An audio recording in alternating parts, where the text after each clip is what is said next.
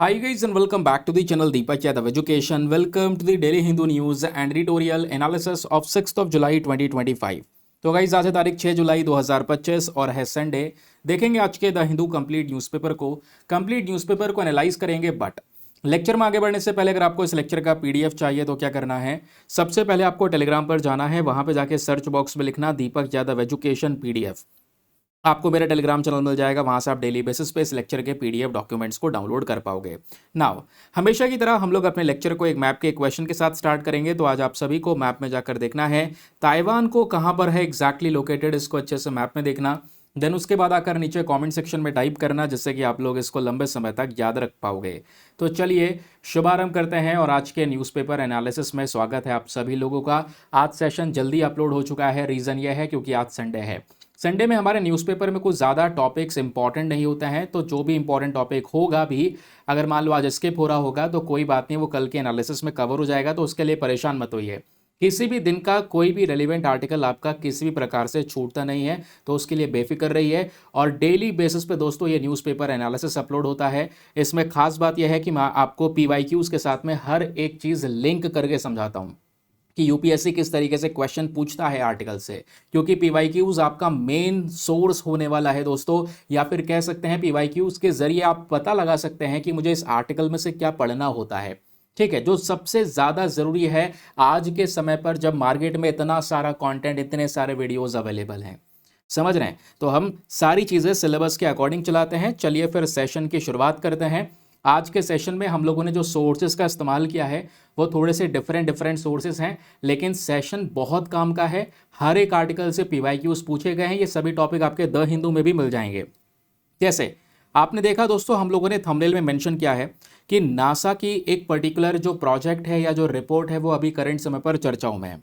और नासा ये कह रहा है कि हम एक प्रकार की जो स्पेशल ब्रिक्स हैं, एक प्रकार की स्पेशल जो ईंटें हैं दोस्तों, इसका इस्तेमाल किया जाएगा, जिससे अंतरिक्ष में, क्योंकि हमारा आगे का मेन टारगेट है कि चंद्रमा के ऊपर में या मार्स के ऊपर में अपने कुछ नए स्पेस स्टेशंस बनाना, बेस बनाना। तो वो सब बेस बनाने के लिए हमें वहाँ पे कंस्ट्रक्शन करना होगा। तो कंस्ट्रक्शन के लिए ये जो ब्रिक्स करंट समय पर जो चर्चाओं में है दोस्तों, ये सबसे बेहतरीन होंगे, ऐसा नासा का कहना है। और ये जो ब्रिक्स बनी है, जो ईंटें बनी है, ये खास हैं। जैसे आज नॉर्मली यहाँ पर जो ईंटें होती हैं सीमेंट की, मिट्टी की, उनको बर्न किया जाता है, वो बिल्कुल डिफरेंट है, वो अलग है। लेकिन ये वाली जो ब्रिक्स हैं दोस्तों, ये वाइट कलर की हैं, ये अलग हैं। ये ब्रिक्स बनती हैं फंजाई से, याद रखिएगा, एक प्रकार के फंगस से। ये फंगस दोस्तों मशरूम में होता है। उस मशरूम में से फंगस को अलग किया जाता है और उस फंगस को धीरे धीरे करके लैबोरेटरी में ग्रो किया जाता है, जिससे ये ब्रिक्स बनती हैं काफ़ी ज़्यादा ठोस, काफ़ी ज़्यादा कामयाब ब्रिक्स। अब ये आर्टिकल दोस्तों वैसे तो अभी रिपोर्ट चर्चाओं में है, नासा का प्रोजेक्ट चर्चाओं में है, लेकिन जब मैंने इसके बारे में थोड़ा सा और रिसर्च किया तो थोड़ा सा मैं शॉक हो गया, और आपको भी वो शॉक कर देता हूँ। द हिंदू ने भी यहाँ पर आज से कुछ महीने पहले इस आर्टिकल को कवर किया हुआ है, और इत्तेफाक से हमने इसके बारे में डिस्कशन भी नहीं किया हुआ है, और मेरे सामने ये आर्टिकल भी प्रेजेंट था। तो कहने का मतलब है नेक्स्ट ईयर के लिए बहुत रेलिवेंट टॉपिक है। जिस ब्रिक्स की, जिन ईंटों की हम बात कर रहे हैं दोस्तों, उसको बोलते हैं माइसीलियम ब्रिक्स। याद रखिएगा, ये माइसीलियम ब्रिक्स है, ये फंगस से बनाई जाती है। इस ब्रिक का एक मेन पोटेंशियल है कि करंट समय पर हमारे कंस्ट्रक्शन सेक्टर में ये कार्बन एमिशन को कम कर सकता है, क्योंकि आज ईंटों के भट्टे चलते हैं, उसमें ईंटों को पकाया जाता है, बहुत सारा कार्बन एमिशन होता है, प्रदूषण होता है।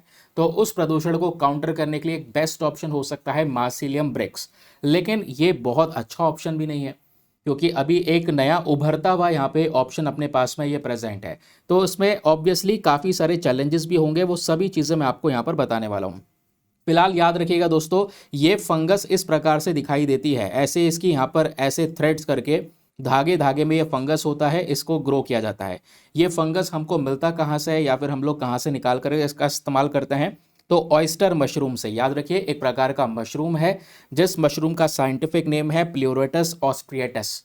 तो इसी से हमको ये मिलता है फंगस, ये जिसका नाम है माइसीलिया। और इसी फंजाई से यहाँ पर ग्रो करके, फर्दर ग्रो करके हम क्या बनाते हैं? माइसीलियम ब्रिक्स बनाते हैं। याद रखिए।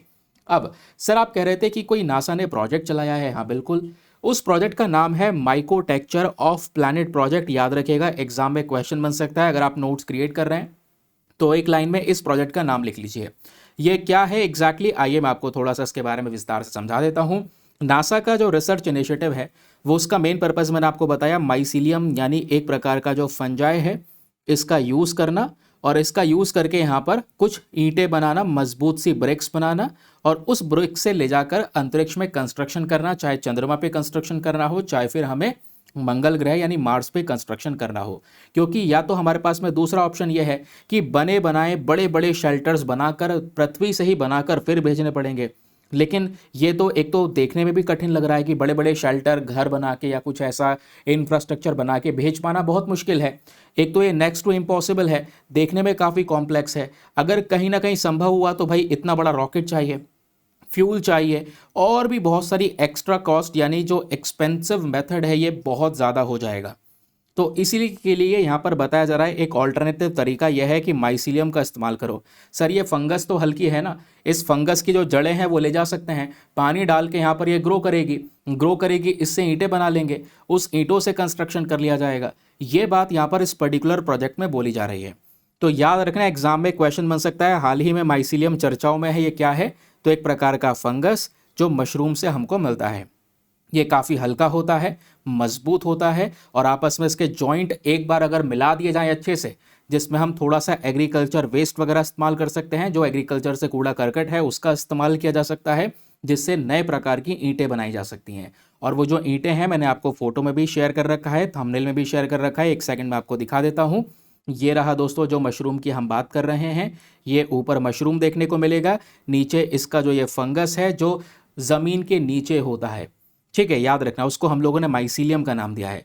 इसी को निकालकर ग्रो करेंगे, इसमें कुछ केमिकल मिक्सचर्स वगैरह यूज़ किए जाएंगे एंड उससे माइसीलियम ब्रिक, ऐसे वाइट कलर की मजबूत सी ब्रिक्स बनाई जा सकती हैं। ऐसी ईंटें जो जल नहीं सकती, स्पेस के रेडिएशन से बचा सकती हैं, ये इसका सबसे बड़ा फ़ायदा है। तो दोस्तों ऐसी ईंटें क्यों इतनी कामयाब हैं या क्यों इतनी चर्चाएं हो रही हैं? पहली बात तो ये जल नहीं सकती, इसको आग नहीं लगाई जा सकती, किसी प्रकार का आग नहीं पकड़ेगी, बहुत ज़्यादा मजबूत है। और स्पेस में सबसे बड़ी दिक्कत ये होगी, अंतरिक्ष में ढेर सारा रेडिएशन होगा, तो ये जो रेडिएशन है दोस्तों उससे भी बचाने का काम करेंगी ये ईंटें, इसलिए यहाँ पर ये इंपॉर्टेंट है। तो माइसीलियम स्पेस में क्यों इतना ज़्यादा महत्वपूर्ण रोल प्ले करेगा मैंने आपको बता दिया। क्योंकि अगर हमारे पास में दूसरा तरीका है तो हमें हैवी मेटल्स ले जाने होंगे, मटेरियल इस्तेमाल करने होंगे, वो सब मटेरियल अंतरिक्ष में पहुंचाना मुश्किल है। इसलिए यहाँ पर ये फंगस वाला जो ऑप्शन है ये ज़्यादा बेटर है, हल्का है। इस फंगस को उठाओ, रॉकेट में रखो, पहुंचाओ अंतरिक्ष में, पानी ऐड करो, बस ग्रो हो गया। ये ग्रो होने के बाद में यहाँ पे जो हम क्या कर सकते हैं, हम यहाँ पर जो ब्रिक्स है वो बना सकते हैं और उसका ब्रिक्स का यूज़ करके कंस्ट्रक्शन किया जा सकता है। और वो एनवायरमेंट फ्रेंडली भी होगा, वहाँ के एनवायरमेंट को किसी प्रकार से नुकसान नहीं पहुँचाएगा, बाद में एनवायरमेंट में डिसॉल्व भी हो जाएगा। ये इसका एक कह सकते हैं बेसिक फीचर है, समझ गए? तो ये जो सिस्टम होता है, जो फंगाई होता है, ये बिल्कुल सील होता है। तो एक बार हमने इसका यूज़ कर भी लिया है तो ऐसा तो नहीं है कि वो बहुत ज़्यादा फैल जाएगा या हमारे एनवायरमेंट को डैमेज कर देगा, नहीं, ऐसी कोई भी समस्या नहीं आएगी। दैट मीन्स हमें इसका इस्तेमाल करना चाहिए, ऐसा नासा का कहना है। नासा ये भी कहता है कि इसमें कुछ एडिशनल फीचर भी मिलते हैं, कुछ अलग से बेनिफिट्स भी मिलते हैं। जैसे स्पेस में जो रेडिएशन होती है, कॉस्मिक रेज से हमें अपने एस्ट्रोनॉट्स को बचाना होता है, तो कॉस्मिक रेज से एस्ट्रोनॉट्स को बचाने के लिए इस ब्रिक्स का बेहतरीन तरीके से इस्तेमाल हो सकेगा। जो ये अंदर से जब ब्रिक्स का घर बन जाएगा तो अंदर से यहाँ पर ये थर्मल इंसुलेशन का काम करेगा, अंदर रहने की जो जगह है काफ़ी ज़्यादा कह सकते हैं कि मेंटेन हो पाएगा, टेम्परेचर एक बैलेंस हो पाएगा उसमें। ठीक है, उसके अलावा जिस तरीके से इसका शेप बनाना चाहें उस तरीके से हम इस फंजाई का शेप बना सकते हैं। बायोडिग्रेडेबल है, रेन्यूएबल है, एनवायरमेंट में बाद में इस्तेमाल हो जाएगा, रिसाइकिल हो जाएगा, तो एनवायरमेंट को किसी प्रकार से कोई नुकसान ये नहीं पहुंचाएगा, याद रखिएगा। तो आगे फर्दर हम इस ईंटों का इस्तेमाल किस किस चीज़ में कर सकते हैं, रिपोर्ट बताती है मून पे बेस बनाने के लिए, मार्स मिशन के लिए या स्पेस स्टेशंस को बनाने के लिए हम इसका इस्तेमाल कर सकते हैं। ठीक है, एग्जाम के लिए प्लीज़ आप सभी लोग प्रोजेक्ट का नाम याद रखिएगा। नासा का ही एक प्रोजेक्ट है जिसका नाम है माइकोटेक्चर ऑफ प्लैनेट।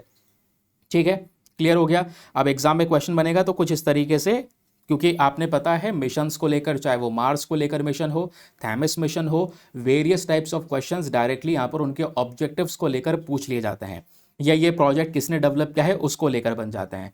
तो ये क्वेश्चन ऐसे बन सकता है, माइकोटेक्चर ऑफ प्लैनेट प्रोजेक्ट हाल ही में नासा के थ्रू डेवलप किया गया है, ये प्रोजेक्ट क्या है?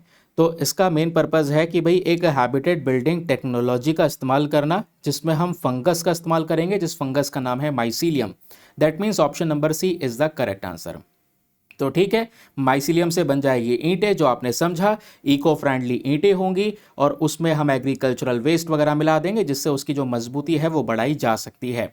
प्रॉपर्टीज हम समझ ही चुके हैं, एनवायरमेंट के लिए नुकसानदायक नहीं है, आग नहीं पकड़ेगा, हल्का है और साउंड वगैरह को एब्जॉर्ब करने की क्षमता रखता है। कोई कीड़े वगैरह इसमें नहीं लगेंगे, है ना। उसके अलावा कोई टॉक्सिन्स वगैरह आसपास तो उसको अपने अंदर एब्जॉर्ब कर सकता है, पोल्यूशन को कंट्रोल कर सकता है। ये सारे के सारे बेनिफिट्स आपको इन ब्रिक्स के देखने को मिलेंगे जो हम समझ चुके हैं। हालांकि देखो, हर चीज़ के अगर फायदे हैं तो उसके नुकसान भी हैं। तो फायदे तो हमने समझे, लेकिन सर इसके ड्रॉबैक्स क्या क्या हैं। माइसिलियम ब्रिक्स की कुछ खामियां भी हैं दोस्तों। जब मैं वर्ड यूज करता हूं खामियां, तो सबसे पहली जो खामी है वो है इसकी लिमिटेड स्ट्रेंथ। बताया जाता है ईंटें बहुत हल्की हैं, ज़्यादा भारी स्ट्रक्चर को ये झेल नहीं सकती जैसे कंक्रीट और स्टील झेल लेता है। दूसरा यहाँ पे जो प्रॉब्लम है वो है वाटर को ईजिली एब्जॉर्ब कर लेता है। ठीक है, अगर ये वाटर इसमें इस ब्रिक में ज़्यादा जाता रहेगा तो ये पानी को बहुत सारा एब्जॉर्ब करता रहेगा, धीरे धीरे करके यहाँ पर स्मूथ हो जाएगा। तो ज़्यादा ह्यूमिड क्लाइमेट के लिए, जहाँ पे नमी बहुत ज़्यादा है, वहाँ के लिए ज़्यादा बेस्ट ऑप्शन ये ईंटें नहीं हैं। तीसरा, कॉस्ट बहुत ज़्यादा है, क्योंकि अभी इस पे काम चल रहा है, एक्सपेरिमेंट चल रहा है। अभी तक हम इसको मास लेवल पर, बड़े लेवल पर इसको प्रोड्यूस नहीं कर रहे हैं। ये भी दोस्तों अभी एक्सपेरिमेंटल स्टेज पर है, एक्सपेरिमेंट्स करे जा रहे हैं। हम लोग कोशिश कर रहे हैं कि इसको हम इस तरीके से डेवलप कर लें कि एक सस्ता ऑप्शन अपने पास में प्रेजेंट हो। याद रखिए, एग्जाम में क्वेश्चन बन सकता है, फिर से कह रहा हूं, क्योंकि जो भी चीज़ें मैं आपको पढ़ाऊंगा, याद रखना, आपका 1% भी टाइम वेस्ट नहीं होगा। जितने भी लोग मेरे साथ में लंबे समय से जुड़े हैं उन्हें पता है कि इस लेक्चर का एक एक लाइन बहुत इंपॉर्टेंट है, जो डेली मैं आपको प्रोवाइड करवाता हूँ। फॉर एग्जाम्पल, ये जो चीज़ें मैंने आपको पढ़ाई हैं इसको मैं लिंक करवाता हूँ आपके यूपीएससी प्रीवियस ईयर क्वेश्चन के साथ में। 2012 का ये यूपीएससी प्रीवियस ईयर क्वेश्चन दोस्तों आपके सामने प्रेजेंट है। ये देखिए, consider the following kind of organisms. आपको 3 ऑर्गेनिजम्स के नाम दिए गए हैं। First one is bacteria, second is fungi and third one is flowering plants. और पूछा गया है, बताओ इनमें से कुछ प्रजातियां ऐसी हैं जो एम्प्लॉय की जाती हैं एज अ बायोपेस्टिसाइड।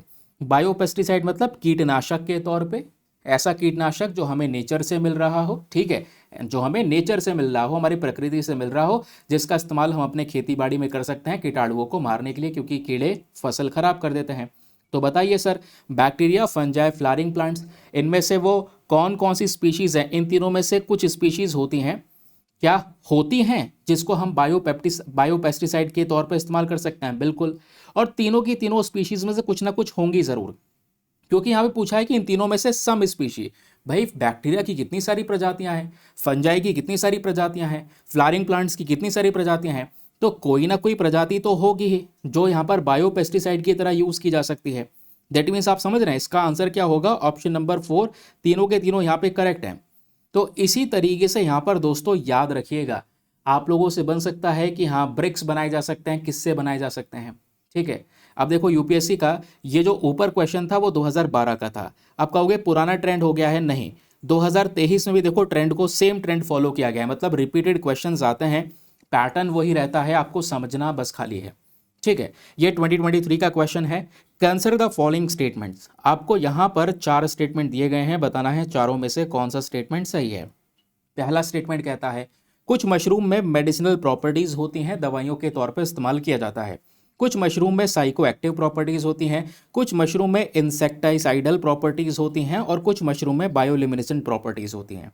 ठीक है, अब मशरूम की ढेरों प्रजातियां हैं, साइंटिस्ट को भी नहीं पता है कितनी प्रजातियां हैं, कुछ डिस्कवर की गई हैं, कुछ डिस्कवर नहीं की गई हैं। तो भाई कुछ ना कुछ प्रजातियां तो होंगी जिसमें ये सारी की सारी प्रॉपर्टीज होंगी। सही बात है, देखो पैटर्न वही चल रहा है। तो यहाँ पर भी अगेन कौन सा होगा, ऑप्शन नंबर आपका डी होगा। चारों के चारों स्टेटमेंट्स यहाँ पर करेक्ट हैं, कुछ ना कुछ प्रजाति होंगी जिसमें सारी प्रॉपर्टीज होंगी। समझ रहे हैं, क्लियर हो गया। तो याद रखिएगा दोस्तों, ये मैंने आप लोगों को बताया ऊपर का क्वेश्चन, ये आप लोगों ने देखा सिमिलर पैटर्न चल रहे हैं, ऐसे ही आपको माइसिलियम ब्रिक्स के बारे में लेकर पूछा जा सकता है। ये देखिए, आपको जो पेड ग्रुप्स है उसमें कंटेंट हिंदी में भी मिलता है। जो अभी हमने माइकोटेक्चर ऑफ प्लैनेट प्रोजेक्ट के बारे में डिस्कशन किया, ये कंटेंट आपका हिंदी में भी है। माइसिलियम क्या होता है वो हम लोगों ने समझा था, फिर उसके बाद में हम लोगों ने माइसिलियम के ईंटों के बारे में समझा कि माइसिलियम ईंटें क्या होती हैं। ये देखिए बिल्कुल प्योर कंटेंट आपको मिल जाएगा, आप आराम से इसको पढ़ सकते हैं, बिंदास तरीके से पेड ग्रुप में मिल जाता है। पेड ग्रुप की जो इन्फॉर्मेशन है, क्योंकि ये सारा कंटेंट दोस्तों केवल ऐसे ही नहीं मिलेगा, जिस ग्रुप से मैं आपको पढ़ा रहा हूँ वो ग्रुप में तो आप शामिल होगे, साथ ही साथ में दोस्तों ये सारा का सारा कंटेंट आपको पीडीएफ में भी बनाकर दिया जाता है। एक ऐसा पीडीएफ चाहो तो आप उसको प्रिंट आउट करवा सकते हैं, चाहो तो आप उसको डिजिटली रीड कर सकते हैं। बहुत शानदार सा पीडीएफ, चाहो तो आप अपना प्रिंट आउट करवा के अपनी बुक भी बना सकते हैं। ठीक है, तो ये सब चीज़ें हैं और ये सारी पीडीएफ्स वगैरह मिलती हैं इस ग्रुप में बहुत ही कम पेमेंट में, just 499 for the life time access. जब तक आपका सिलेक्शन ना हो जाए तब तक आप 499 में इस ग्रुप को ज्वाइन करके रख सकते हैं। ज्वाइन करने के लिए करना क्या है, व्हाट्सएप पर जाना, यहाँ पर आपको एक नंबर दिया गया है 8534873368। इस नंबर पर मैसेज कर देना, लिख देना I want to join this group. वहाँ पे आपको रिप्लाई मिलेगा, पेमेंट का प्रोसेस दिया जाएगा। उससे ज़्यादा इंपॉर्टेंट आपको डेमो वीडियो का लिंक मिलेगा, उसको देख सकते हैं, चेक कर सकते हैं, अपने आप को कंप्लीटली सेटिस्फाई करने के बाद में जाकर ये इन्वेस्टमेंट कर लेना। ठीक है, और एक बात और सुन लो, जब आप इन्वेस्टमेंट करोगे ना तो आपका अमाउंट हाथों हाथ रिकवर हो जाएगा, hand to hand recover, guarantee है। रीज़न पता है क्या है? क्योंकि अगर आप आज भी ज्वाइन करोगे तो पुराना सभी कंटेंट आपके हाथ में आ जाएगा। ठीक है, पुराना कंटेंट जो मैंने यहाँ पर पिछले 1-1.5 साल में अकेले मेहनत की है वो सारा कंटेंट आपके हाथ में आ जाएगा। तो ये amount hand to hand recoverable है और आगे इसके बेनिफिट्स और भी मिलते रहेंगे। हिंदी इंग्लिश दोनों भाषाओं में पीडीएफ्स मिलती हैं, तो इस बात को याद रखिएगा। बाकी दोस्तों, जो भी लोग पहली बार जुड़े हैं मेक श्योर करें चैनल को सब्सक्राइब करके रख लें, आपके लिए बहुत हेल्पफुल होने वाली है। हमारा आगे एक बहुत बड़ा लक्ष्य भी है कि हम जल्द से जल्द 700K यानी 7 लाख सब्सक्राइबर्स को जल्द से जल्द टच भी करें। आप उसमें मदद कर सकते हैं, रोज़ाना थोड़े थोड़े लोग चैनल को सब्सक्राइब कर सकते हैं। अगला आर्टिकल, ये आर्टिकल बेसिकली आज से लगभग 2 दिन पहले हमारे न्यूज़पेपर में एज अ एडिटोरियल भी पब्लिश हुआ था। लेकिन इस आर्टिकल में दोस्तों एक छोटा सा टर्म है जो कि एग्जाम में क्वेश्चन के फॉर्म में आप लोगों से पूछा जा सकता है। देखो होता क्या है, रिसेंटली हैदराबाद के अंदर में एक बहुत बड़ा विस्फोट होता है, एक रिएक्टर के अंदर में धमाका होता है। लेकिन प्रॉब्लम इसलिए नहीं हुई क्योंकि जब जहाँ पे ये विस्फोट हुआ, जहाँ पे ये आग लगी, उसमें जो केमिकल यूज़ किया जा रहा था वो केमिकल ज़्यादा आग पकड़ता नहीं है। ठीक है, वो केमिकल ज़्यादा विस्फोटक नहीं है। लेकिन वो केमिकल है क्या जो रिसेंटली इतना चर्चाओं में आया? इसको कहते हैं माइक्रो क्रिस्टलिन सेल्यूलोस, याद रखिएगा, जिसको हम शॉर्ट फॉर्म में MCC भी कहते हैं। माइक्रो क्रिस्टलिन सेल्यूलोज, याद रखिएगा। केमिकली इनर्ट है, ज़्यादा रिएक्शन वगैरह करता नहीं है, ह्यूमन बॉडी इसको एब्जॉर्ब भी नहीं करती है, हमारे स्किन के साथ में भी ज़्यादा रिएक्ट नहीं करता है। लेकिन इसके कुछ इंपॉर्टेंट प्रॉपर्टीज़ होती हैं जो खाने पीने की चीज़ें होती हैं, फूड में, कॉस्मेटिक्स में या दूसरे इंडस्ट्रियल प्रोडक्ट्स में इसका इस्तेमाल किया जाता है। ठीक है, याद रखिए। तो एग्जाम में क्वेश्चन बन सकता है कि बताओ हाल ही में माइक्रो क्रिस्टलिन सेल्यूलोज चर्चाओं में था, बताओ ये क्या है। लिटरली इस पे क्वेश्चंस बन चुके हैं, मैं आपको आगे बताऊंगा, तो थोड़ा ध्यान से सुनिएगा। मैं आपको डायरेक्ट कॉन्सेप्ट पढ़ा रहा हूँ, टाइम वेस्ट नहीं करते हैं। ठीक है, तो माइक्रो क्रिस्टलिन सेल्यूलोज के बारे में जब भी बात होगी तो अगर आप लोगों से पूछेगा तो जितना चीज़ें पढ़ा रहा हूँ इसमें से पूछेगा, इससे बाहर नहीं पूछने वाला। क्या है ये? नेचुरली डिराइव्ड सब्सटेंस, जो नेचुरली हमको मिलता है। अब नेचुरली यानी प्राकृतिक तौर पे मिलता है। प्राकृतिक तौर पे किस चीज़ से मिलेगा? जो वुड पल्प होती है, लकड़ी के पल्प से हमको मिलता है, जिसको कई बार हम प्लांट फाइबर कहते हैं। तो इन रेशों से, रेशे जो होती हैं लकड़ी की, उन रेशों से हमको ये मिलता है। ठीक है, क्योंकि दोस्तों जब आप लोग सेल्स के बारे में पढ़ते हैं तो जो हमारी बॉडी है वो उन कोशिकाओं, उन सेल्स से मिलकर बनी है। अब सेल्स हर चीज़ में होते हैं, हमारी बॉडी जो है मतलब उसमें ह्यूमन सेल्स हैं ऑब्वियसली, फिर ऐसी एनिमल सेल्स अलग होते हैं और प्लांट सेल्स जो होते हैं वो अलग होते हैं, प्लांट भी सेल से बने हैं। ठीक है, तो जब यहाँ पे हम आगे सेल्यूलोज जो लगा है ना, ये सेल्यूलोज क्या होता है? सेल्यूलोज हमारे प्लांट सेल वॉल्स का एक इंपॉर्टेंट कंपोनेंट होता है। याद रखिए, सेल्यूलोज क्या है? प्लांट सेल वॉल्स का एक इंपॉर्टेंट हिस्सा। और यह है माइक्रो, जिसके बारे में हमने पढ़ा, माइक्रो क्रिस्टलिन सेल्यूलोज। ये भी नेचुरली हमें किससे मिलता है? प्लांट फाइबर से ही मिलता है। जो ये पौधा है उसकी जो रेशें हैं उससे हमको ये प्राप्त होता है। समझ गए ना? तो ये जो माइक्रो क्रिस्टलिन सेल्यूलोज है ये प्योरीफाइड है और यहाँ पे ध्यान में रखिएगा, बाद में इसमें बहुत सारी रिफाइनिंग की जाती है जिसको बाद में पाउडर फॉर्म में कन्वर्ट किया जाता है। ठीक है, पाउडर फॉर्म में कन्वर्ट किया जाता है, वाइट कलर का ये पाउडर बनता है। तो इसका जो केमिकल फॉर्मूला है ये आपको याद रखने की ज़रूरत नहीं है। हाँ, आपसे पूछ लिया जाए कि कैसा दिखता है ये, तो वाइट कलर का होता है और एकदम पाउडर की फॉर्म में हमको देखने को मिलता है। पानी में घुलना इतना आसान है नहीं और ह्यूमन बॉडी में भी कोई ज़्यादा डाइजेस्ट होता नहीं है। तो बॉडी में डाइजेस्ट नहीं होता, बॉडी में जब ये जाता है ना तो सिस्टम के थ्रू बाहर ऐसे ही निकल जाता है। लेकिन ऐसा नहीं है कि इंसान के लिए खतरनाक है, बहुत जहरीला है, टॉक्सिक इन नेचर है, नहीं। क्वेश्चन बन सकता है कि बताओ माइक्रो क्रिस्टलिन चर्चाओं में था, क्या ये सेलुलोज टॉक्सिक है ह्यूमन बॉडी के लिए? आप कहोगे नहीं, ये ह्यूमन कंजम्पशन के लिए सेफ है, इवन कई सारी प्रकार की दवाइयों के अंदर में इसका इस्तेमाल होता है। तो सर ये जो क्रिस्टलिन वर्ड यूज़ किया गया ये क्या है? क्रिस्टलिन मतलब होता है क्रिस्टल्स, छोटे छोटे यहाँ पर आप कह सकते हैं पार्टिकल्स। तो छोटे छोटे ये पार्टिकल्स बनते हैं क्योंकि इन माइक्रो क्रिस्टलिन स्ट्रक्चर के अंदर में हाइड्रोजन के बहुत स्ट्रॉन्ग बॉन्ड्स होते हैं, इस वजह से। तो यहाँ पर ध्यान में रखिएगा, ये जो स्ट्रक्चर है काफ़ी मजबूत होता है, स्टेबल होता है और क्रिस्टल फॉर्म में होता है, इसलिए यहाँ पर ये जो क्रिस्टलीन है इस वर्ड का यूज़ किया जा रहा है। नाउ अब क्वेश्चन है कि सर ये एमसीसी का हम इस्तेमाल कैसे करते हैं? ज़्यादातर इनका दवाइयों की इंडस्ट्री में इस्तेमाल किया जाता है।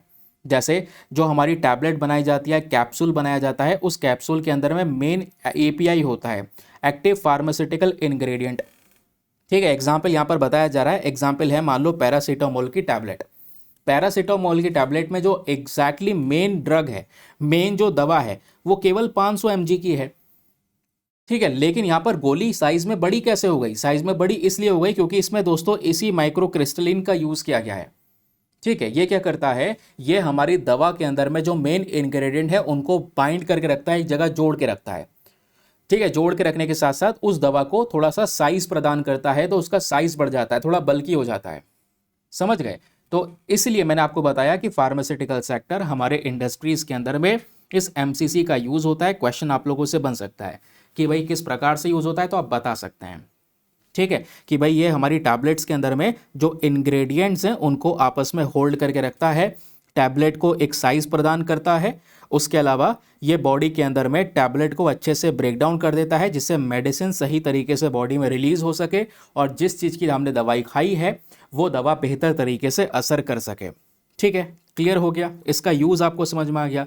लेकिन ये तो हमने समझा कि एमसीसी का इस्तेमाल फार्मास्यूटिकल सेक्टर दवाइयों में कैसा होता है।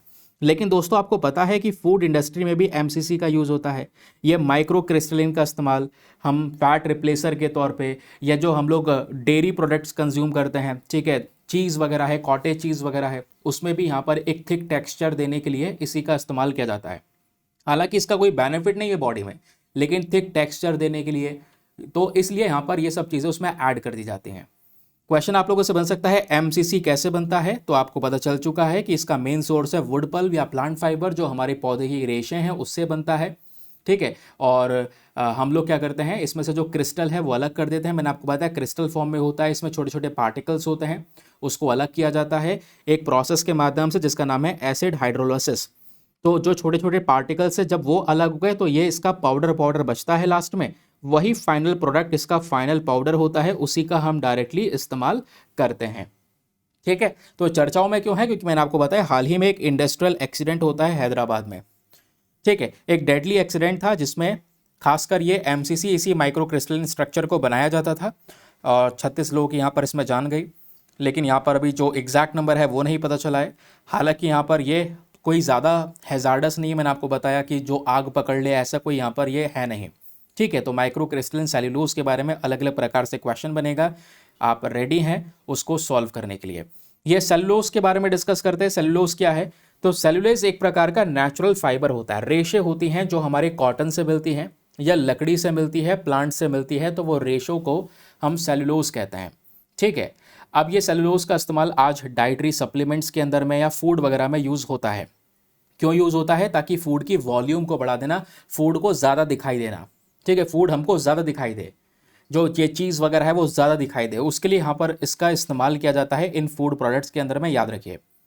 और अगर आपको सेल्यूलोज को इंग्रेडिएंट्स के अंदर में देखना है तो आपने देखा होगा कई बार पैकेट्स वगैरह जो चीज़ वगैरह परचेज करते हैं उसमें पीछे लिखा होता है कि इसमें माइक्रो क्रिस्टलिन सेल्यूलोज है या कार्बोक्सी मिथाइल सेल्यूलोज है। तो ये कुछ सेल्यूलोज यहाँ पर प्रेजेंट होते हैं जो बस खाली हमारे फूड प्रोडक्ट को थोड़ा सा ज़्यादा साइज प्रदान करते हैं, याद रखिए। एग्जाम में क्वेश्चन आप लोगों से बन सकता है, बिल्कुल बन सकता है, क्योंकि इस प्रकार से पैटर्न से सवाल बनते आए हैं।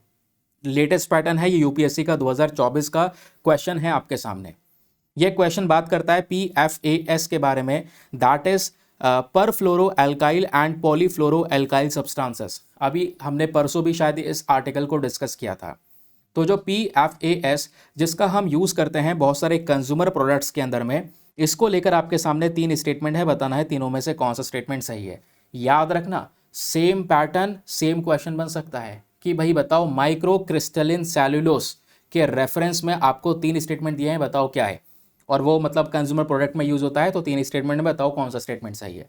समझ रहे हैं, पैटर्न सिमिलर है, पैटर्न समझना, यूपीएससी का लॉजिक अपने आप लगा लोगे, आर्टिकल कैसे पूछा जाएगा वो आप समझ जाओगे। तो ये 3 स्टेटमेंट है कि जो PFAS है क्या ये पीने के पानी में मिलता है, फूड में मिलता है, फूड पैकेजिंग मटेरियल में मिलता है। बिल्कुल, ये क्या है, एक प्रकार के प्लास्टिक ही तो है। ठीक है, प्लास्टिक है जिसको हम बोलते हैं फॉरएवर केमिकल, जो हमेशा हमेशा एनवायरमेंट में रहता है।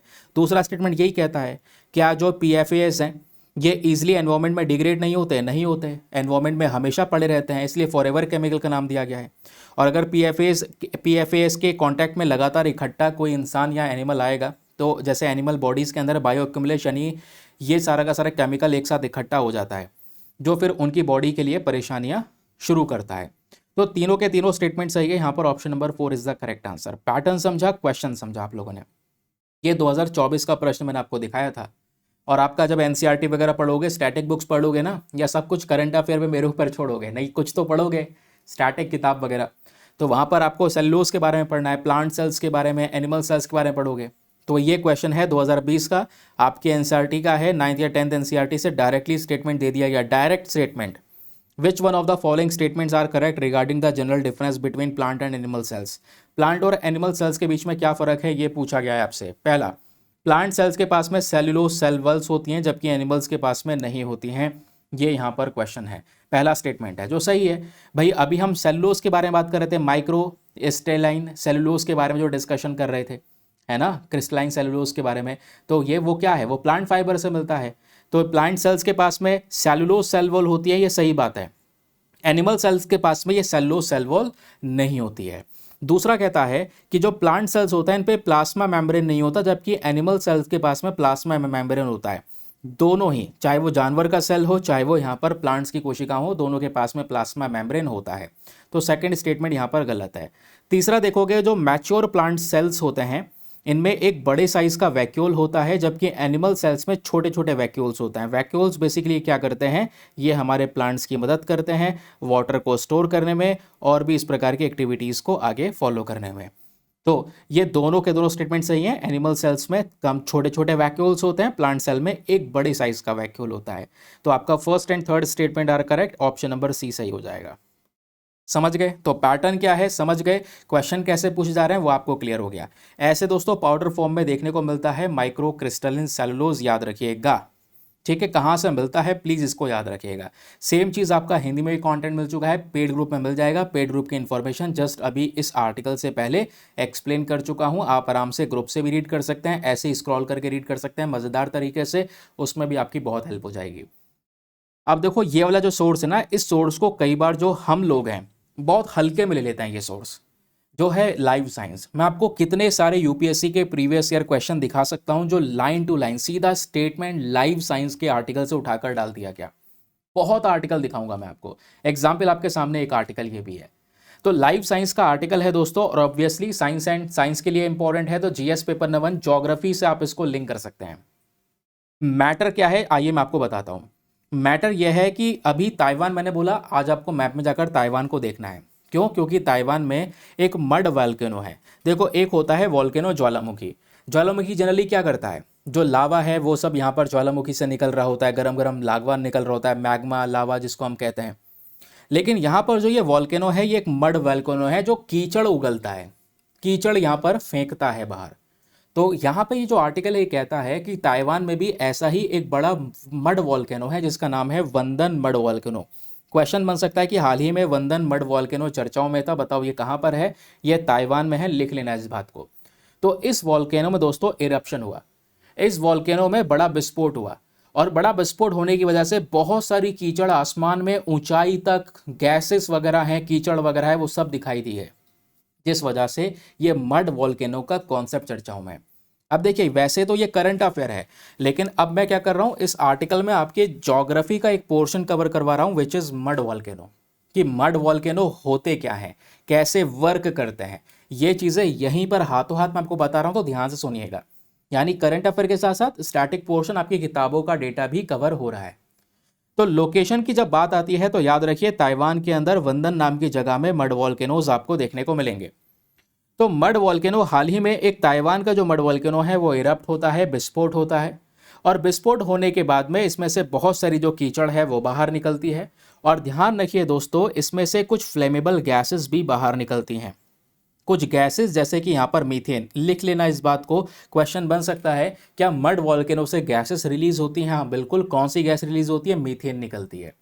ठीक है। जबकि जो आपका नॉर्मल ज्वालामुखी होता है, उस ज्वालामुखी में जो मैग्मा लावा निकल रहा है उसमें से ढेर सारे अलग अलग प्रकार की गैसेस निकलती हैं जो हमारे एनवायरमेंट को बर्बाद कर रही होती हैं।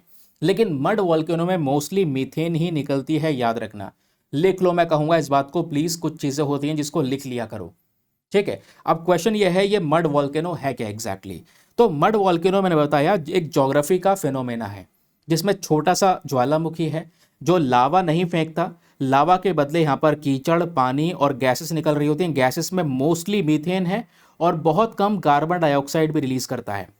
तो दो प्रकार की गैसेस को रिलीज करता है mud volcano, first one is methane and second one is carbon dioxide. Now अब इसके फीचर्स के बारे में बात करेंगे। जो ये छोटा साइज होता है इस वॉल्केनो का, ये वैसे साइज में छोटा होता है। क्या निकालता है? Mud, clay, hot water, methane, CO2 या नाइट्रोजन जैसी जो गैसेस हैं वो इससे रिलीज होती हैं। एक और गैस ऐड हो गई है नाइट्रोजन, ये भी रिलीज होती है। ये यूपीएससी क्वेश्चन पूछ चुका है, याद रखना। ठीक है। और मड वॉल्केनो को हम दो और नाम से जानते हैं, इस बात को भी लिख लो।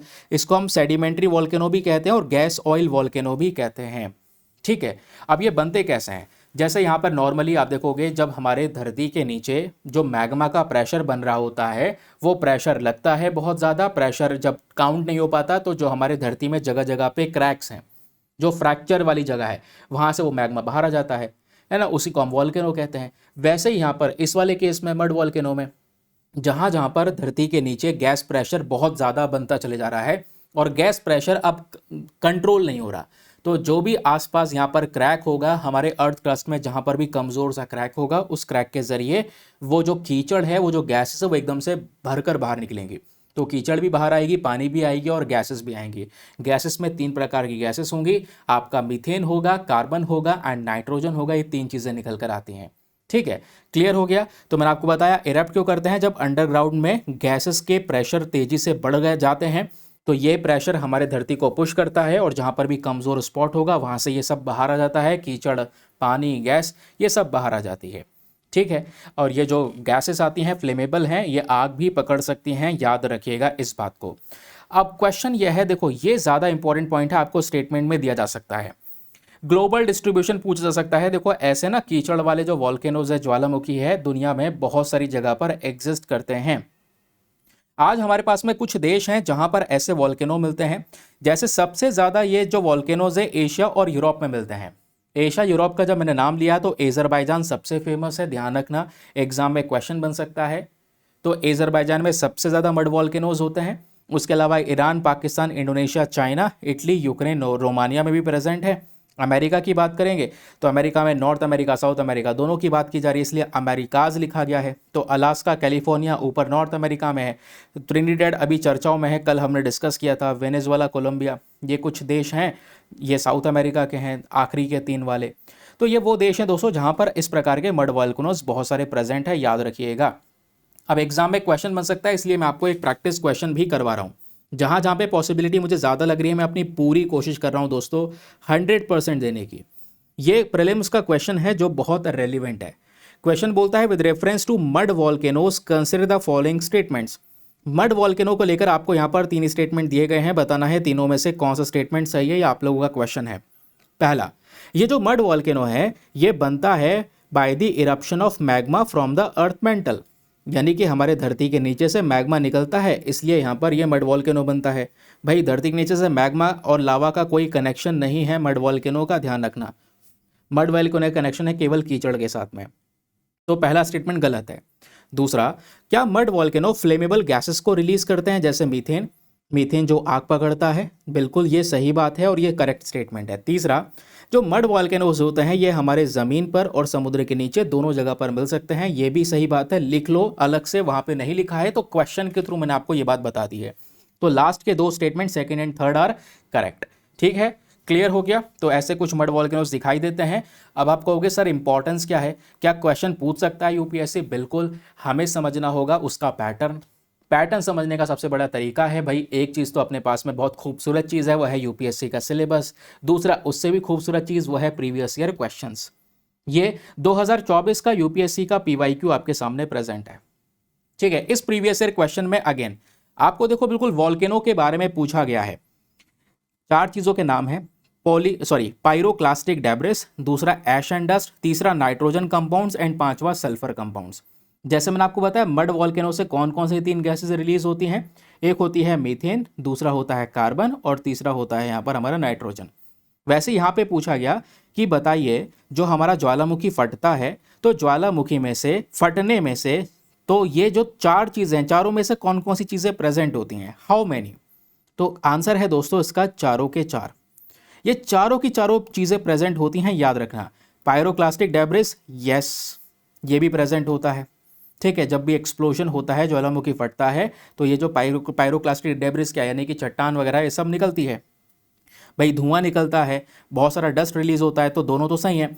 नाइट्रोजन कंपाउंड्स जनरली नहीं होता, लेकिन ध्यान रखना प्राइमरी नहीं है, लेकिन नाइट्रोजन कंपाउंड थोड़े बहुत मात्रा में प्रेजेंट होता है। ठीक है, मेजर मात्रा में नहीं, लेकिन थोड़े से मात्रा में प्रेजेंट होता है, इसलिए हम इसको यस कंसिडर करेंगे। फिर सल्फर कंपाउंड्स भी यहाँ पर प्रेजेंट होता है, तो ये आप समझ गए, ये सब चीजें एमिट होती हैं। क्वेश्चन लिटरली ये पूछा गया कि हाँ बताओ इन चारों में से क्या क्या रिलीज होता है। तो अब पैटर्न बदल सकता है। सर इसने 2024 में वॉल्केनो पूछ लिया, क्योंकि 2023 में वही लाकी लाकी जो वॉल्केनो है वो डिसरप्शन हुआ था, जिस वजह से वो चर्चाओं में था। अब क्वेश्चन दोबारा पूछ सकता है, लेकिन अब की बार मड वॉल्केनो पूछेगा, तो मड वॉल्केनो हमने प्रिपेयर कर लिया है। समझ गए, चलिए आगे आते हैं। तो पाइरोक्लास्टिक डेब्रिस के बारे में ये जो आर्टिकल है हमने डिस्कस कर लिया है। हिंदी में ये सारा डिटेल्स प्रेजेंट है, कीचड़ ज्वालामुखी क्या होता है, समाचार में क्यों है, ठीक है, कैसे बनता है, इसका सारा विश्लेषण, हर एक बात with previous year question, Hindi में भी कंटेंट अवेलेबल है। चलिए आज का सबसे खूबसूरत आर्टिकल, और इस आर्टिकल से 2 यूपीएससी के प्रीवियस ईयर क्वेश्चंस बन चुके हैं, याद रखिएगा, और हमने अभी तक डिस्कस नहीं किया है। यह भी हमारे इंडियन एक्सप्रेस और द हिंदू दोनों न्यूज़पेपर में छपा हुआ है। यहाँ पे डिस्कशन हो रहा है एक इकोनॉमी के रिपोर्ट के बारे में। दैट मीन्स ये article GS paper number 3 economy के लिए रेलेवेंट है। इस आर्टिकल में हम बात करने वाले हैं फाइनेंशियल स्टेबिलिटी रिपोर्ट के बारे में। याद रखिए, पहली चीज़ जो याद रखनी है वो ये है कि रिजर्व बैंक ऑफ इंडिया इस स्टेबिलिटी रिपोर्ट को रिलीज करता है। तो इस बार जून 2025 की याद रखिएगा, जून 2025 का महीना खत्म हुआ, अभी नया नया जुलाई का महीना लगा है सर, आज 6 जुलाई हो चुकी है। तो अभी यहाँ पर क्या हुआ, पिछले महीने यानी जून 2025 का फाइनेंशियल स्टेबिलिटी रिपोर्ट हमारे सामने प्रस्तुत किया गया रिजर्व बैंक ऑफ इंडिया की तरफ से। पहली चीज क्वेश्चन पूछ लेगा कि बताओ फाइनेंशियल स्टेबिलिटी रिपोर्ट कौन पब्लिश करता है, वो है रिजर्व बैंक ऑफ इंडिया। फिर दूसरा क्वेश्चन यहाँ पे आपसे पूछ सकता है, वो पूछ लेगा बताओ ग्लोबल फाइनेंशियल स्टेबिलिटी रिपोर्ट कौन पब्लिश करता है। देखो केवल फाइनेंशियल स्टेबिलिटी रिपोर्ट ये हमारे देश की रिपोर्ट है, आरबीआई पब्लिश करेगा। जो देश के अलावा जो दुनिया की फाइनेंशियल स्टेबिलिटी रिपोर्ट है उसको IMF that is international monetary fund release करता है। दोनों पॉइंट्स हाथों हाथ लिख लो, फटाफट लिख लो, आगे पता चलेगा क्यों मैं ये बातें बार बार बोल रहा हूं। क्लियर हो गया, समझ में आ गया। अब देखो आपसे नाम से ही पता चल रहा है फाइनेंशियल स्टेबिलिटी रिपोर्ट। ये रिपोर्ट हमारे देश की आर्थिक स्थिति को दर्शाती है, बैंकों की हालत को दर्शाती है कि बैंक किस प्रकार के हालात से गुजर रहे हैं, क्या बैंक स्ट्रांग है या नहीं है, बैंक पे आगे के लिए फंडिंग बची है या नहीं है। तो ये सब चीज़ें होती है। आइए मैं आपको समझाता हूँ। आरबीआई की मोटी मोटी जो रिपोर्ट है उसने टाइटल ये दे दिया है कि जो इंडियन इकोनॉमी है वो अभी के समय पर अपनी मजबूत स्थिति में है। तो सर जब तक कोई बड़ा चैलेंज दुनिया में ना आ जाए तब तक हमारी इकोनॉमी की जो स्थिति है वो अभी के समय पर मजबूत रही है। ठीक है, तो पहला क्वेश्चन आपसे पूछ लेगा वो फाइनेंशियल स्टेबिलिटी रिपोर्ट सर क्या होती है ये बता दो। तो उसमें पूछेगा कि बताओ इसको रिलीज कौन करता है। याद रखिए भारत का सेंट्रल बैंक जो रिजर्व बैंक ऑफ इंडिया है, क्योंकि सेंट्रल बैंक एक है, बाकी कमर्शियल बैंक अपने पास में अनेक हैं। ठीक है, तो सेंट्रल बैंक यानी रिजर्व बैंक ऑफ इंडिया इसको रिलीज करता है और साल में 2 बार यहाँ पर इस रिपोर्ट को रिलीज किया जाता है। वेरी वेरी इंपॉर्टेंट पॉइंट याद रखिए, एक बार जून में आती है रिपोर्ट और एक बार दिसंबर में आती है। जून में आती है तो जनवरी से जून की स्थिति पता चल जाती है, दिसंबर में आएगी तो बाकी जून से दिसंबर तक की स्थिति पता चल जाएगी। तो पूरे साल में आर्थिक स्थिति क्या रही है उसकी इंफॉर्मेशन अपने पास में इस स्टेबिलिटी रिपोर्ट के जरिए आ जाती है। अब क्वेश्चन यह है कि सर बताइए इस रिपोर्ट का मेन पर्पस क्या है, मेन उद्देश्य क्या है। मेन उद्देश्य है कि ओवरऑल जो हेल्थ है अपने इंडियन फाइनेंशियल सिस्टम की, अपना जो पूरा सिस्टम चल रहा है, अब फाइनेंशियल सिस्टम में जब मैं बात करता हूँ फाइनेंशियल क्या यानी कि मनी से रिलेटेड जितने भी सिस्टम है, अब देश में मनी से रिलेटेड पहला सिस्टम जो सबसे ज़्यादा ज़रूरी है वो बैंक आ जाते हैं। बैंक में specially commercial bank, SBI, HDFC bank हो गया। फिर उसके बाद अपने पास नॉन बैंकिंग फाइनेंशियल कंपनीज होती हैं दोस्तों। आपको पता है जो बैंक होते हैं और नॉन बैंकिंग फाइनेंशियल कंपनी होती हैं, इनका लगभग लगभग काम सेम है, क्योंकि बैंक भी क्या देता है, लोन देता है, ठीक है, और बैंक में आप पैसा जमा करते हैं, डिमांड डिपॉजिट करते हैं। NBFC में आप पैसा जमा नहीं करते, ठीक है, डिमांड डिपॉजिट नहीं करते, बट याद रखिए NBFC के थ्रू लोन वगैरह ले सकते हैं। तो जो नॉन बैंकिंग फाइनेंशियल कंपनीज होती हैं जैसे बजाज फाइनेंस, LIC हाउसिंग, ये लोन वगैरह देने का काम करते हैं, लेकिन इनके पास में बैंक का लाइसेंस नहीं होता है। ये याद रखना, 2016 में ये क्वेश्चन UPSC ने पूछा, बैंक का लाइसेंस इनके पास में नहीं होता है। बैंक सर्विस जो देता है उसमें डिपॉजिट की सर्विस, ये सारी सर्विस मिलती हैं, NBFC में वो सर्विस नहीं मिलती हैं सर। तो जो हमारे देश का फाइनेंशियल सिस्टम है, इसमें हमारी बैंक्स भी सारी काउंट होंगी, नॉन बैंकिंग फाइनेंशियल कंपनीज भी काउंट होंगी, और देश का स्टॉक मार्केट, बॉन्ड मार्केट, ये भी काउंट होगा। तब देखेंगे देश की आर्थिक स्थिति कहाँ पर है, ठीक है। तो इस रिपोर्ट का मेन पर्पस क्या है, ये सब कुछ चीज़ें दर्शाना, ठीक है। अब दोस्तों याद रखिए, इस पूरे आर्टिकल में आगे छोटी छोटी टर्म्स डिफाइन करी गई हैं। वो टर्म्स मैं आपको पहले बता रहा हूँ ताकि जब ये आर्टिकल समझाऊं तो आपको बेहतरीन तरीके से क्लियर हो जाए। तो जो जितने भी हमारी कमर्शियल बैंक है वो इसमें कवर होंगे। कमर्शियल बैंक क्या है वो समझ गए, नॉन बैंकिंग फाइनेंशियल कंपनीज क्या होती हैं वो समझ गए। ये कंपनी वो होती हैं जो लोन देती हैं, फाइनेंशियल सर्विस देती हैं, बट इनके पास में बैंक का लाइसेंस नहीं होता। फिर एक होता है ग्रॉस नॉन परफॉर्मिंग एसेट, जिसको बोलते हैं NPA। NPA मतलब क्या होता है, देखो बैंक वगैरह जो चलते हैं वो लोन के आधार पर चलते हैं, यानी बैंक वाले क्या करते हैं, बड़े बड़े इंडस्ट्रियलिस्ट को लोन देते हैं ताकि मोटा ब्याज उनको मिल सके। तो लोन वो जो दिया गया है, लोन वापस आता है, ब्याज आता है, तब वो बैंक चलाते हैं, ठीक है, ब्याज पे बैंक चलता है। लेकिन दोस्तों कई बार वो पैसा मर जाता है, वो इंडस्ट्रियलिस्ट ने जो बिजनेस लगाया था ठप हो गया, मान लो पैसा नहीं आया, तो क्या होगा, वो बैड लोन बन जाता है, जिसको बोलते हैं NPA, नॉन परफॉर्मिंग एसेट। तो जो लोन्स हैं, जब बोरोवर जिसने पैसा लिया था वो अगर 90 दिन में उस पैसे को पे ना कर पाए, देन वो बैड लोन कहलाता है, याद रखिए NPA कहलाता है। और देश में अगर बैड लोन ज़्यादा होगा मतलब आर्थिक स्थिति कमज़ोर होगी, यानी बैंक वगैरह अपना लोन वगैरह वापस से रीपे नहीं कर पा रहे हैं, बैंक अपना लोन रिकवर नहीं कर पा रहा है, समझ रहे हैं ना। तो अगर ये NPA कम होगा यानी हमारी स्थिति बैंकों की ज़्यादा मजबूत होगी। वही चीज़ें होती हैं बैंक में, कैपिटल एडिक्वेसी रेशियो की बात होती है, जिसको हम CAR कहते हैं। CAR को देखोगे तो ये भी क्या करता है, एक्स्ट्रा कैपिटल बैंक का काम करता है, मतलब बैंक्स को भाई कभी भी झटका लग सकता है, परेशानी आ सकती है, तो उस झटके को वो झेल सके, ठीक है। तो इसके लिए थोड़ा सा पैसा वो अलग से निकाल के रखते हैं, जिसको कैपिटल एडिक्वेसी रेशियो का नाम दिया गया है। तो ये कितना मेंटेन करके रखा है बैंक्स ने वो देखा जाता है। अगर मान लो बैंक का ये रेशियो बहुत अच्छा है, मतलब स्थिति अच्छी है, ये रेशियो खराब है मतलब बैंक ने ज़्यादा पैसा रखा नहीं है कि बड़े झटके को फेस कर सके, यानी बैंक के पास पैसा कम है, समझ गए। तो ये कुछ चीज़ें होती हैं जो हमारी फाइनेंशियल कंडीशंस को दर्शाती हैं, देश की फाइनेंशियल स्थिति को दर्शाती हैं। क्लियर हो गया।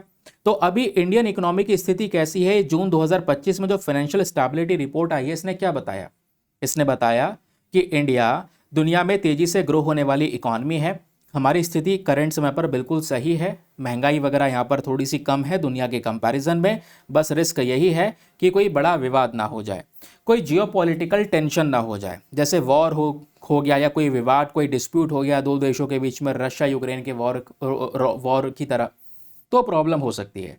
या ग्लोबल ट्रेड डिसरप्शन हो गया, ग्लोबल सप्लाई चेन में दिक्कत हो गई, क्लाइमेट से संबंधित कोई बाढ़ आ गई, सूखा पड़ गया, तो उससे एग्रीकल्चर सेक्टर हिट हो सकता है, क्योंकि ओवरऑल इंडिया का एग्रीकल्चर सेक्टर बहुत मैसिव है जो हमारी इकॉनमी में कंट्रीब्यूट करता है। अगर ये सब कुछ नहीं होता है तो फिर सिचुएशन बढ़िया रहेगी। फिर दूसरा यहाँ पर इस रिपोर्ट ने बताया कि हमारे बैंकिंग के जो हेल्थ है वो कैसी है। तो बैंक की जो बैलेंस शीट है वो करेंट समय पर मजबूत है, बैंक्स अच्छे प्रॉफिट बना रहे हैं, ठीक है, और बैड लोन्स बैंक के पास में कम है, यानी कि बैंक अपना मनी जो लोन पे देते हैं वो अच्छे से रिकवर कर पा रहे हैं। तो बैड लोन की स्थिति क्या है, अगर आप देखोगे मार्च 2025 में जो बैड लोन्स है वो पिछले 10 सालों में कम रहा है, 2.3% के आसपास रहा है, मतलब बैंक अच्छे से अपना जो पूरा लोन है वो रिकवर कर पा रहे हैं, बैंक की स्थिति मजबूत है। 2026 में ये थोड़ा सा बढ़ेगा, ऐसा यहाँ पर बोला जा रहा है, 2027 में थोड़ा बढ़ेगा, लेकिन फिर भी प्रॉब्लम इतनी ज़्यादा होगी नहीं, हम इसको कंट्रोल करके रख पाएंगे। फिर कैपिटल एडिक्वेसी रेशियो, वही मैंने आपको बताया, थोड़ा सा अमाउंट बैंक वालों को अपने पास में अलग से बना के रखता है ताकि कोई झटका आए तो यहाँ पर उसको झेल सकें। तो रिपोर्ट में बताया गया, फाइनेंशियल स्टेबिलिटी रिपोर्ट में, कि आज सभी बैंक्स के पास में अपना जितना होना चाहिए उससे ज़्यादा कैपिटल एडिक्वेसी रेशियो प्रेजेंट है।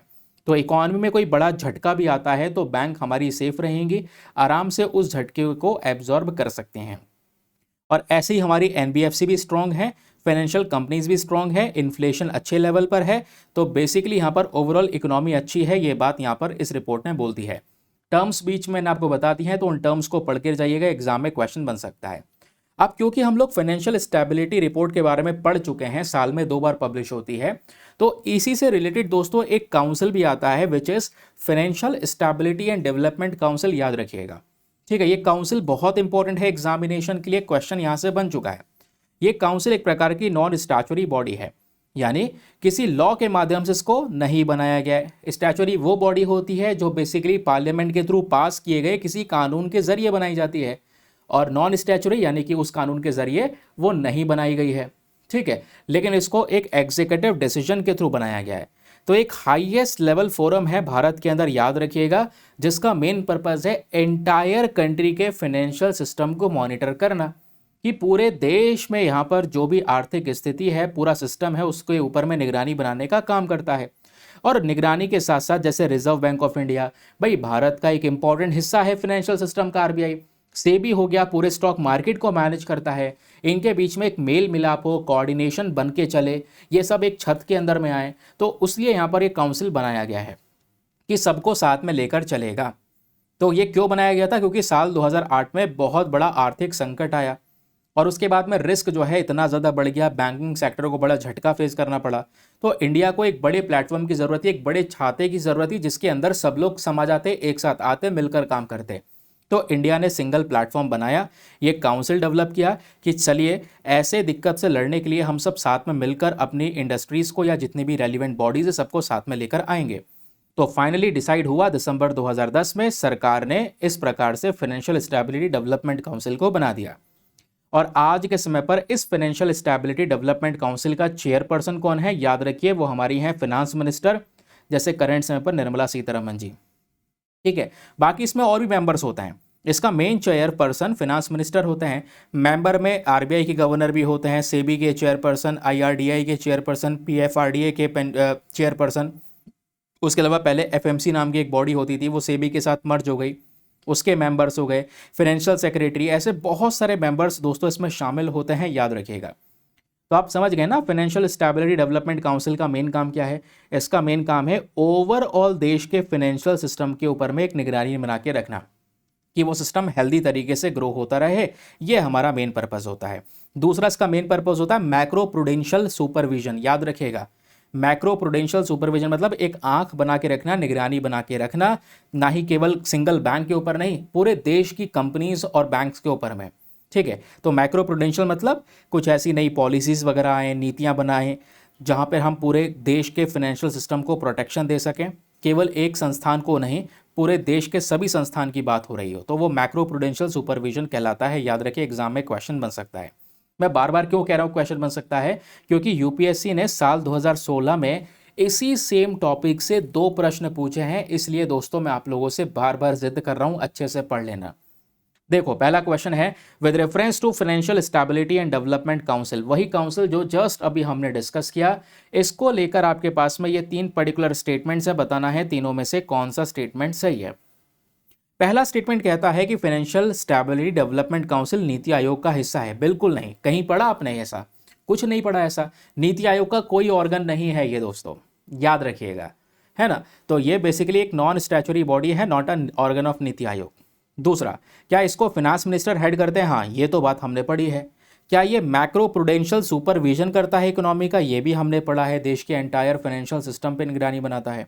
तो second and third statements are correct.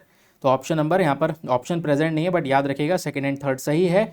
ये क्वेश्चन है दोस्तों 2016 का, एंड 2016 में एक और सेम क्वेश्चन यहीं से पूछा जाता है, which is about global financial stability report. याद रखिए, अभी जो हमने डिस्कस किया वो है केवल फाइनेंशियल स्टेबिलिटी रिपोर्ट, याद आ रहा होगा। जो देश की फाइनेंशियल स्टेबिलिटी रिपोर्ट है साल में 2 बार आती है, एक बार जून में और एक बार यहाँ पर दिसंबर में, ये पता है आपको। और ये फाइनेंशियल स्टेबिलिटी रिपोर्ट कौन पब्लिश करता है भारत में? रिजर्व बैंक ऑफ इंडिया, ये भी पता है आपको।